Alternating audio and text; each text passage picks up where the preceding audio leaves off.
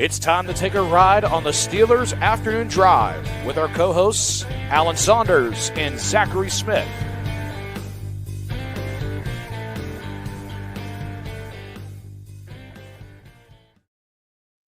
Welcome into another Steelers Afternoon Drive. I'm Zachary Smith, and you heard Brandon Rossi's voice, which means Alan Saunders back on with me after a little bit of a long weekend with DB filling in on Friday. Alan, how we doing? Doing good, man. Just got my normal view here, but it's sunny out, which makes it not the normal view. Kind of just really want to get out there. But we got a podcast to do, so we're going to do it.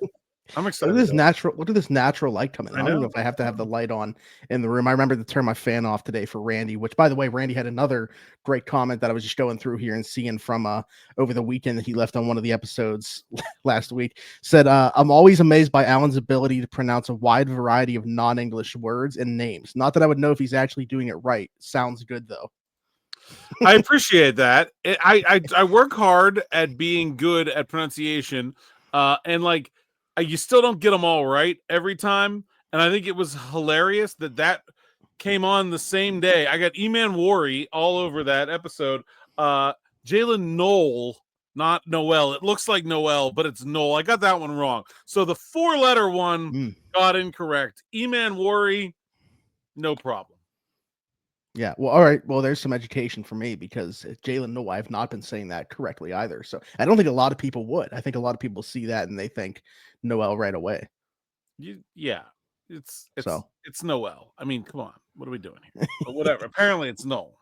Some more additions to my side wall here. There will be some other stuff over my microphone. I'm saving space though. I actually had a couple people reach out to me that said they wanted to send me something for the backdrop. So I feel like that's got to be in a prime spot that you can see on camera if people are going to do that. So shout out to those people. Can't wait to see what it is. No idea what is coming my way. So it could be something fantastic or it should be something that probably shouldn't be on camera, but it will be on camera. So but either way, looking forward to that. Alan, we got a lot of questions here to dive into from the YouTube and actually one from my DMs. But first, couple topics to talk about. We'll start with Calvin Anderson, the big news of the day. 2-year deal coming back. Do you think a couple things come to mind for me? Does this make him the front runner to be the team's swing tackle for 2025 at the very least? And because of that, would you roll out the idea of like a mid-round Pickett tackle, thinking that could have been where they find their swing tackle? I do think this will make Calvin Anderson Calvin Austin, Calvin Anderson, Spencer Anderson. A lot of Calvin Anderson, he's the swing tackle as things look right now. If they had to roll out a lineup today, he certainly would be it. I don't think this would preclude them from the idea of drafting a tackle in a mid-round situation because you usually have 4 on your roster, and I don't think Dylan Cook has grabbed hold of that position in a way that feels kind of like I expected him to. I kind of did, to be honest. Yeah. I thought he would have the swing tackle job by now. And so I don't think it rules out anything. Also, this is probably a fairly inexpensive deal. So, sure. The one advantage of doing business with your own guy is that it doesn't factor into the comp pick formula. So Calvin Anderson back. I thought he played pretty well when he had to play last year. I was pretty surprised. The playoff game against the Ravens, he got a good amount of snaps. I thought it was okay. So, I this is not someone who was going to push Broderick Jones. That's for sure. Like that, they did not get that. And I think that's something that you and I and DB had all talked about doing is that, I wanted him to sign Mekhi Becton. You thought Zeitler or someone like that. Patrick McCarry. And I always get those guys confused. And DB wanted Jedrick Wills. That was someone that had the capability, or those players were someone that had the capability of pushing Broderick Jones, of being a ready starter if Broderick Jones falters. That's not what the Steelers are getting in Calvin Anderson. He's a fine backup, but ideally you don't want him playing very much. Well, with that idea you were just talking about with pushing Broderick, so you think then no second round pick kind of pushes everything a little bit further down, but you think still possible maybe if there's a tackle on day 3, like in round 4, something like that we're there, that it's possible that's something they do. I mean, I looked at when you said that, the first thing that came into my mind, right, was, and you just mentioned the Jedrick Wills thing, was Cleveland drafting DeJuan Jones after he fell, and not necessarily football related reasons that he fell. But then he ended up playing really well and starting a bunch for them. Obviously was hurt for last year and stuff, but yeah, like that popped in my mind too. Like, is that a position that we aren't talking about that could happen in the draft in a way to push Broderick potentially? Yeah, I can see like third rounder even. They like Charles Grant from William and Mary. They brought in Wyatt Milam from West Virginia for a pre-draft visit. Now, Milam might be a guard. Actually, both of those guys might be a guard at the NFL level, but they're kind of that like tweener player where, I'm not really sure that we're sure what they are at this point. I think someone like that, especially given their future uncertainty at guard, makes a lot of sense. Third, fourth round. Yeah, I mean, I don't think it's crazy at all. They haven't showed a lot of interest in tackles. Those are kind of the only two guys they've really. Over the weekend, there was another mock draft that came out. Logan Brown, I think, was their third round pick out of Kansas, and that I love Logan Brown, but not in the third round. What are we doing? He's been like in the 6th or 7th all year. Yeah, so that was interesting. It's a very weird year in that I like a lot of Kansas prospects, which is not something I'm used to say. Like that, like why weren't they better than they were? They're really good, and Jalen Daniels is a good quarterback too. A lot of good draft prospects. Kobe Bryant, Devin Neal, like there's quite a few Kansas players that I wouldn't be upset with having, which is interesting for Kansas to be talking about their football team and not their basketball team. So that's certainly interesting. Another thing that's interesting, Shemar Stewart's on a visit with the Steelers, the edge rusher. Definitely, this is another one though, like another 30 visit that's kind of like, oh, that's interesting. Like to the same level of safety to me, at least. Where are you at with that? How would he fit? What do you make of him as a player? Yeah, I don't really understand this one at all. I've really got nothing. I don't like he's an edge rusher. He's not even a particularly big edge rusher. I mean, he's bigger than TJ Watt and Alex Highsmith. But he's 267, I think, at the combine. That's like you can't play 3-tech at 267. That's like, I mean, Bud Dupree, who played edge for the Steelers, was like that size coming out. That's an edge rusher. And Bud's a big edge rusher, obviously, but like, that's an edge rusher. You think you maybe get away with playing like 5-tech? Like, I mean, maybe. But maybe, but like, where? Like, I guess, like, if they don't get a nose tackle, they want to keep Keanu Benton on the nose, then you could play Shemar Stewart as a 5-tech and like a Brett Kiesel kind of role. But like, they barely play base defense. Like, so what's the value in that if that's what you're doing? Like, I mean, I guess you could be the number 3 outside linebacker and the 5-tech in base defense. I don't know. That just feels like a very strange usage of a first-round pick for a team that has TJ Watt, Alex Highsmith, and Nick Herbig. Like, they do need a bigger number 4 edge rusher to replace Preston Smith with someone who has a little bit of size to that group. I agree with that, but not in the first round. I don't get it. Unless they're seriously contemplating trading one of those guys, or maybe they think they can move him, but I don't know. Right. Yeah, I know. I mean, it really gets the wheels going to every different direction that it should go. I hear you on need an edge rusher for sure. Where does that conversation for you begin? Like anywhere after the first round pick, or more like, okay, probably not the third either. I'm thinking like day 3. Like, okay. And honestly, probably like just free agency. Like there's always lots of like veteran sort of top like guys that are hanging around. Like remember the Ravens signed Cal Van Noy in like September. Like it's not that hard. Yeah.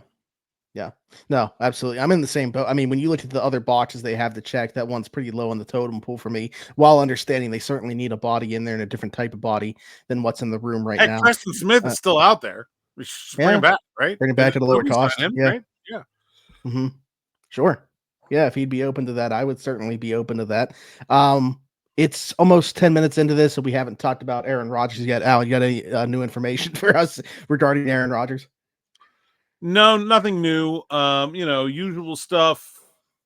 Again, Jeremy Fowler reporting that the Vikings are just all the way out. Everyone seems to be saying this, and then just like clockwork, Diana Rossini will just come back in and say, "Oh, but the Vikings are still interested." I'm like, guys, give it up already. I don't care how many favors you owe Aaron's agent. It's not happening.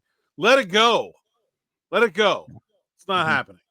He's coming to the Steelers, Smitty. I don't know when. Yeah. You know what's going to be really, really funny is when this thing with McAfee on Wednesday night happens and, like, he's not there. There's not even a mention of him. Nothing at all happens. And just randomly on a Wednesday night, Steelers fans are going to be, like, taking to the streets in anger over nothing happening. And it's going to be pretty hilarious. What happens, like, the day after? Yeah. So Thursday, something happens. The only thing, the reason that I wanted to bring that up is Dave asked a question here, and this, DB and I were talking about the interest in safety being so intriguing. Your morning rush, I believe, on Friday was also kind of about why would they be interested in a safety and what different avenues could they be going down if they were to select a safety high. And Dave asked, if he thinks that DeShon Elliott's comments about not wanting Aaron Rodgers might be playing into this in any capacity. Do you think like that could be a reason why the organization's turned off from the idea of going forward with DeShon Elliott? They don't want him, be like, he is very vocal. I don't know if anybody follows DeShon Elliott on Instagram, but he certainly expresses his opinion all the times in Instagram comments. But do you think that that's playing into this at all? And why do you think, just on a broader thing here with DeShon Elliott, are you hearing anything regarding DeShon Elliott? Because DB and I were talking about him quite a bit on Friday. So the short answer is no. The longer answer is I'm sure the Mike Tomlin picture photoshopped onto Osama bin Laden's face would have done a lot more damage than anything he said about Aaron Rodgers. And it just goes to show you what I'm talking about here with DeShon Elliott's Instagram. Yeah. Yeah. Look, DeShon Elliott is a guy who kind of marches by the beat of his own drum. There's no question about that. And I think that is definitely something that teams do take into consideration when they're talking about who they want to commit big money to. And I think also DeShon Elliott is sort of new to the conversation about whether he's worth big money. Is he? I don't know. Like, if I was the Steelers, I would want another season here. Like, I would not want to re-sign DeShon Elliott before the 2025 season. I mean, he was great last year. There's nothing I can say to poke holes in DeShon Elliott's 2024 season. It was phenomenal. Yeah. But like, it's also an aberration when you look at his career. And it's probably bad business to go around paying guys immediately after they do something they've never done before, and you have no idea if they're going to be able to do again. And so I can definitely see the Steelers saying to DeShon Elliott, maybe next year, but not right now. And I think that's a fine idea, especially if the initial ask from DeShon Elliott, like, look, I did a piece of analysis, took some comps, and I figured like a fair deal is around $9 million a year. Well, if a fair deal is $9 million a year, then the first ask could have been 15, and I could absolutely see the Steelers going, well, we'll see about that. Like that. I haven't heard anything specific here. And I don't think it's because of his Instagram posts, but I do think teams do kind of factor those kinds of things in, but not at any kind of significant level. And I think there are real football reasons to be hesitant about signing up for a DeShon Elliott contract extension. When you say you haven't heard anything specific, does that mean from like in any way regarding a DeShon Elliott? Yeah, like DB and I were talking. Okay, DB and I were talking about this, and like just from some people that we've talked to, like we get the sense they've already like shut that, like told him that it's not happening this summer, and there's a lot of speculation that he didn't take well to that, which is why they're potentially looking at safeties. But again, there's a lot of he said she said within that. None of that would really surprise me, and you can't be average for 4 or 5, 4 years, and then be like really good and then expect to get paid like really good. Like, that's not how it's going to work. Either he's going to have to take, a discount based on his history, or he's going to have to prove it again. If he proves it again, he's going to go get that $15 million. So, I I don't see a problem with that attitude from the Steelers. And I don't think they should consider DeShon Elliott like some kind of irreplaceable part of their defense. Like, he was very, very good. Certainly exceeded expectations. Yeah. But I think they should have learned their lesson about the relative value of strong safety. And, like, they just wasted a first-round pick there a few years ago. Like, is that the place you really want to be spending $15 million when you're already paying Minkah what you're paying him? Like, probably not. Yeah, nah, absolutely. I just think that's interesting. I think it's gonna be something to monitor through the summer. Is like we've talked about, how does George Pickens respond through the summer to not getting a contract extension? This DeShon Elliott thing was not really on my radar. Like I said, I would like to see him sign an extension. That doesn't necessarily mean breaking the bank in a way that he potentially is looking for, but we'll see. If things do get ugly here. Alan, I asked you if you thought maybe guard, if that box was checked through Calvin Anderson. Stillers with an I, so I appreciate this already. MX, and this is a fan from Mexico. That's where the MX comes from. So Juan has a question for us here. Alan, do you think there's a need at guard that isn't being talked about enough, or is it just me? I mean, there's a future starting need at guard. Yeah. I mean, Isaac Seumalo entering the final year of his contract. Probably not probably not going to be back, I would assume. And so, yeah, there's absolutely a future need. I think we've kind of closed the door on whether or not Mason McCormick's going to be a starter. Now, look, they can still draft a guy in the 3rd or 4th round, and that would probably be a competition, but he's at least going to be involved in a competition at the least. So, yeah, I mean, I don't know. Yeah, I don't know. I think we've talked about guard as a need a good bit. I don't know. Yeah. Do you feel like I think we have, but I don't know that I've really seen it at like a national or even a lot of people locally level where like it's other people have talked about that need and plugging that. Like they didn't sign somebody in free agency that I would like. That's something I would have liked to have done in free agency, to be honest with you, was sign somebody as opposed to drafting somebody that I thought could push Mason McCormick. If you get somebody that is a starting caliber player, like that was my idea for McCarry. I know that he could also push Broderick because he could play tackle too, but my idea was really for him to push Mason McCormick. And if he's better than McCormick, he plays at right guard. McCormick's the swing guy, and then he ends up taking over for Seumalo at left guard after this upcoming season. So I would have liked to have checked that box in free agency. They didn't, but we've talked about that as a free agency or draft need. But I haven't seen that, like, again, going through like mock draft season here, I haven't seen it as a box that a lot of people are checking in the draft for the Steelers. Yeah, I feel like I've been trying to check it in the later rounds Yeah. when I've been looking through like mock draft kind of things. And there's a lot of guys who are like tackle guard, like you can kind of go either way with it. So you brought up a couple guys there. Sorry, I was going through like a little bit of a rabbit hole with our boy Steelers MX here, because he also does like his own writing. Like he's got a blog and everything here, his YouTube channel. So appreciate the is the blog in English or Spanish? Spanish. Oh, yeah, man. unless maybe it translates, but yeah, like when I click on the link here that's in his YouTube thing, it's in Spanish, at least the titles and stuff like that. So keep doing your thing, pal. Appreciate you leaving a comment for us here, and appreciate the content that you're putting out. I can't believe this, Alan, but it's 2025 and we got a comment here regarding Kenny Pickett. And I know that a lot of people in the comments this is going to be a very polarizing thing to bring up here. But Christopher Sexton, who's left us a lot of comments on the channel since finding us, said, since Kenny is a Brown and could be a starter, it seems, do you think if given proper time and proper OC like we have now, and better O-line in place as we have now, more talent surrounding him, KP8 could have been a successful quarterback for us? Example, could he have gotten us deep in the playoffs or won a Super Bowl for us? He had some nice fourth quarter wins against the Ravens in the freezing cold against the Raiders. So obviously showed the clutch moments down the stretch that made us think that it was possible. With us for just 2 seasons, fought through injuries, poor OC, poor O-line, had a winning record despite the mess, showed flashes of talent. But I understand why the team moved on and thought they could do better. But do you think that there could have been a glimpse of hope with this staff and players we have now? I mean, I don't think the Steelers would be Super Bowl contenders with Kenny Pickett right now. Sure. Like, no. Is it possible that the Steelers would have eventually become Super Bowl contenders with Kenny Pickett? Sure. Yeah, that's possible.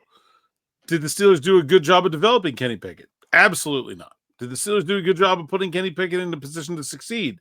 Absolutely not. I think those two things are pretty set in stone. But that doesn't mean that if they had, he would have done better. Like, you can't know these things. I don't think he ever had the ceiling to be like the reason a team was winning the Super Bowl. He could have been a Super Bowl winning quarterback, much like Jalen Hurts was last year. But like, he's never going to be good enough to be the reason, or even probably a primary reason a team was winning the Super Bowl. But he could have taken a Steelers team to the Super Bowl. I mean, that wasn't unreasonable at all. Yeah, this comment, from where I thought it was going to where it went to, like, because I think it could have been a successful tenure for him as a Steeler, but then to take the leap of talking about deep into the playoffs and winning a Super Bowl, to me, is a whole different thing. Like, I think they could have definitely had a successful partnership for a period of time with Kenny Pickett as a starting quarterback. But yeah, like, everything else would have had to have gone right, in my opinion. Like, even more so than with the Eagles, because I don't think he's the same type of player as Jalen Hurts, obviously. So I think that the supporting cast would have needed to be much better than even what the Steelers are going to be fielding in 2025. Like, I think that they're pretty far away from having that type of supporting cast. We talked about like QB proofing the offense, right? I don't think that we're anywhere close to where this team would need to be for Kenny Pickett to be the quarterback that he's describing here. Yeah, I agree. We're still going back here. Now we're going all the way back to 2022 with Cliff's question here. Question for the podcast: 2022, before his untimely death, Steelers QB room was Dwayne Haskins, Mitch Trubisky, and Mason Rudolph. Do you think the Steelers would have still drafted Kenny had Dwayne not passed? Do you know if the Steelers were high on Dwayne and willing to maybe give him a shot? Yes, I think the Steelers would have still drafted Kenny. I do think the Steelers would have given Dwayne a shot. Honestly, I think Mason Rudolph probably would have gotten cut. Yeah. I mean, I think that's safe. In fact, didn't they not sign Rudolph? Right? They didn't sign Rudolph until after OTAs.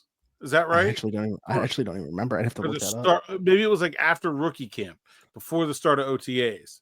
But yeah, so like they didn't re-sign Rudolph. They let him go to free agency, and then they were like, all right. I think they had somebody as an undrafted free agent in like rookie camp, or maybe it was it Chris Oladokun? They had Chris Oladokun at rookie camp, and then they were like, yeah, this guy's not good. All right, let's re-sign Rudolph. So I can't remember the timeline there, but yeah, I mean, I think they would have given Dwayne Haskins a chance eventually.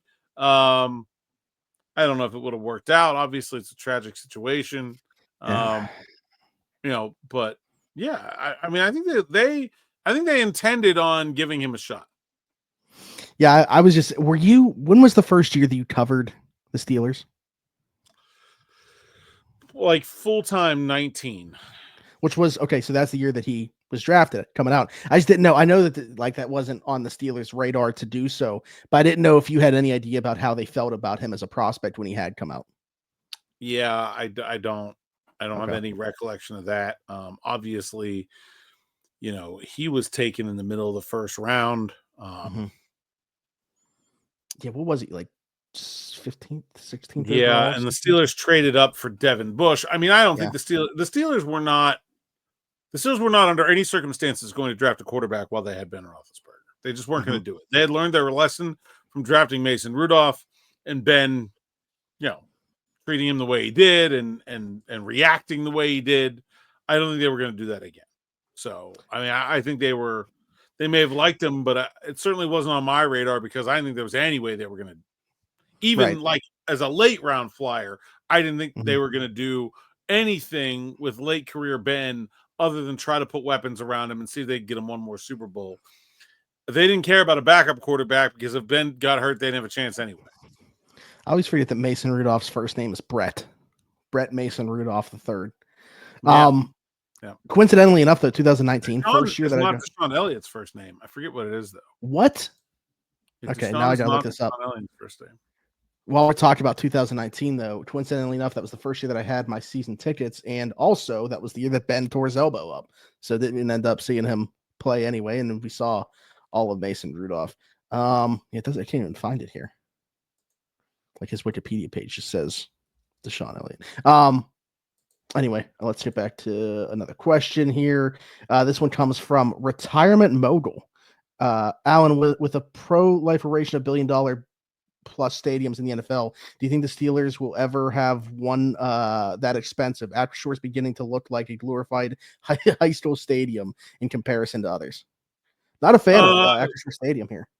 Yeah, I mean, I would assume that they will eventually play in a stadium that expensive because the price does never go down. My anticipation for the future of the Steelers home is that they will they have a contract, a lease that runs through 20, I think it's through 2030.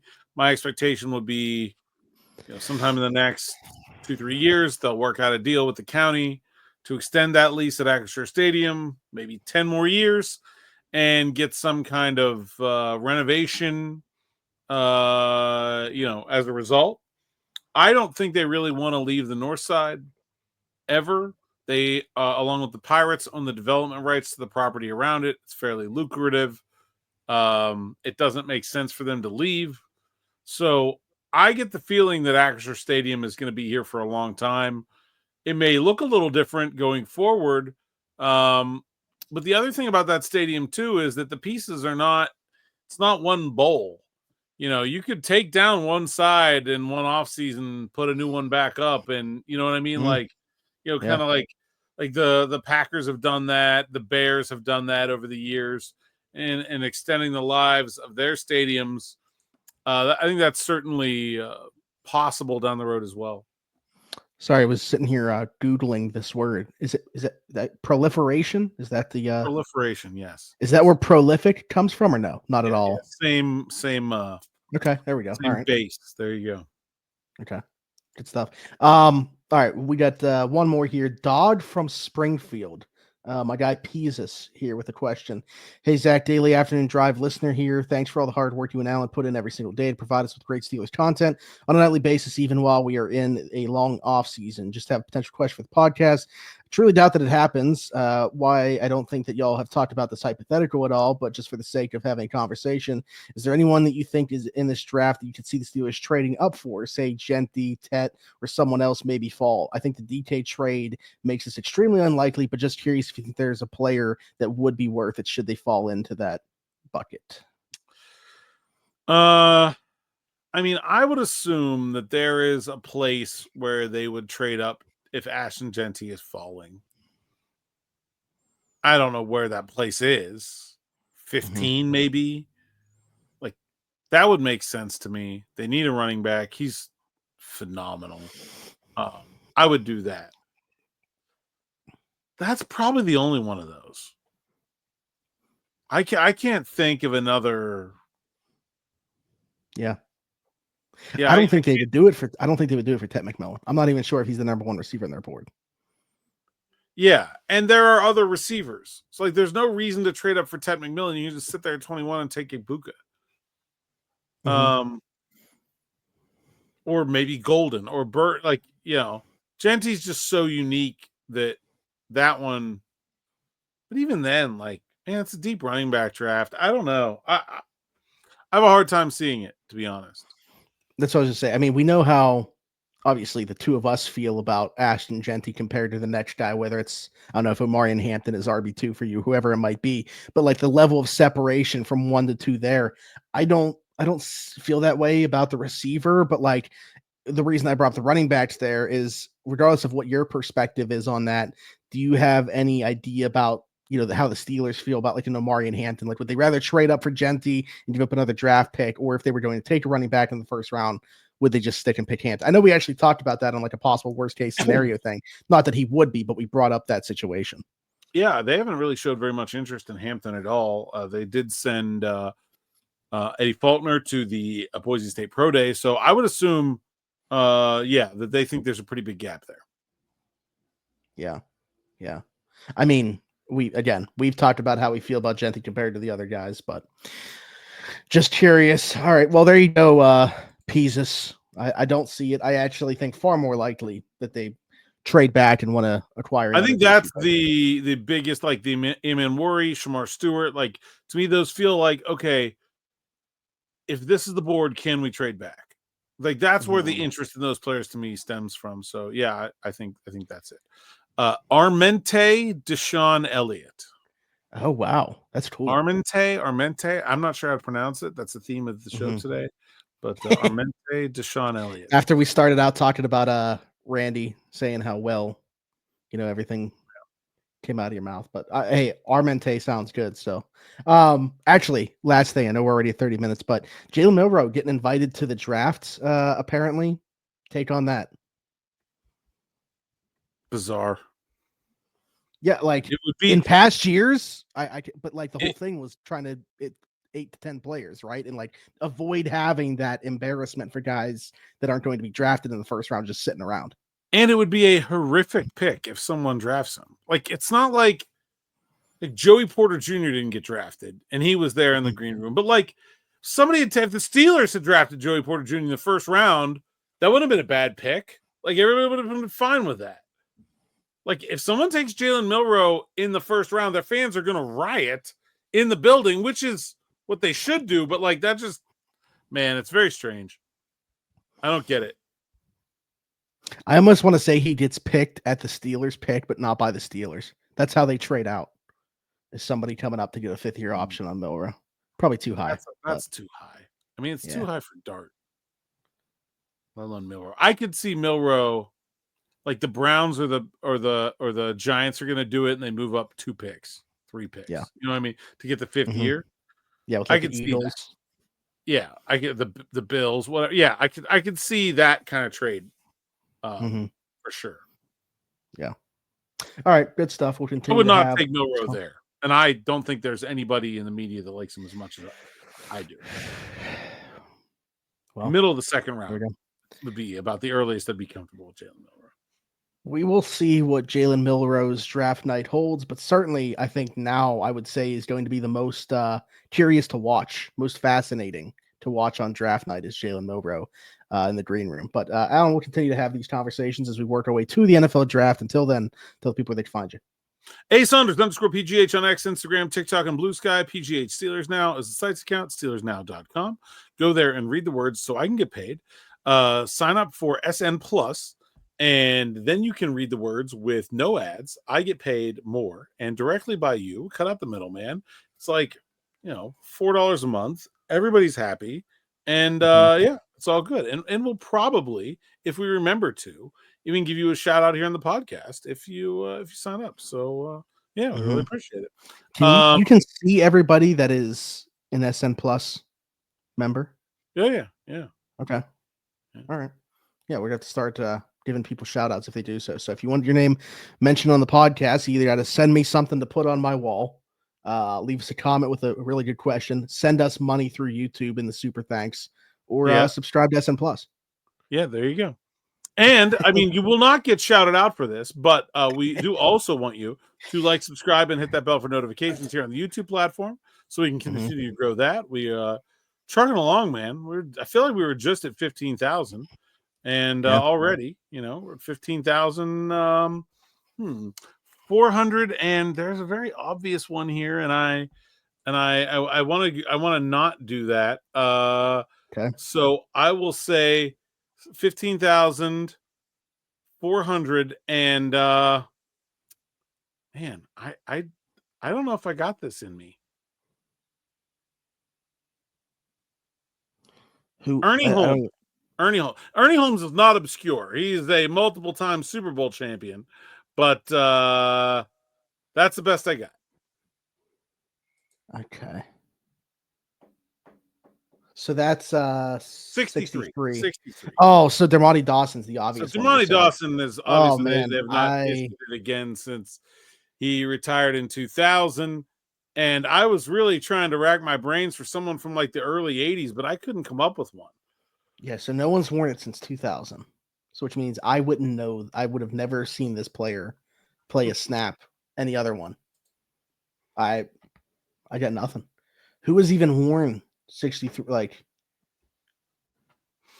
And Ernie Holmes was a good player too, so I don't know that they would have been Ernie Stotton Award for a season. Oh, really? I did not know that. Yeah. Apparently, some of those records from the 50s are, okay. This is a sweet name, Thorn Dornbrook, in 1979. Thorn. Oh yes, yeah. Interesting. Art Anderson, not to be confused with Arn Anderson. Yeah. Yeah, sorry, I don't have a better. I mean, Ernie Holmes is a good player, but he's not. It's not like a deep pool there. Yeah, and obviously Dermontti Dawson, legend. But we got to meet Dirt at the Senior Bowl a couple of years ago. Great guy. One of the players I really loved watching growing up. That was pretty awesome. Him being so good ruined us having other options. So thanks for that. Yeah. Continue to hit us with questions, topics to talk about as we work our way through the off season here. Again, be sure to like, subscribe, hit that notification bell. If you're listening somewhere else, Apple, Spotify, wherever your podcast from, be sure to leave a 5-star review and subscribe over there. Just search Stewart's Afternoon Drive. Do the same thing on TikTok and then find me everywhere. Zachary Smith, PGH for Alan Saunders and myself. Thanks for jumping in. Take another ride on the Steelers Afternoon Drive.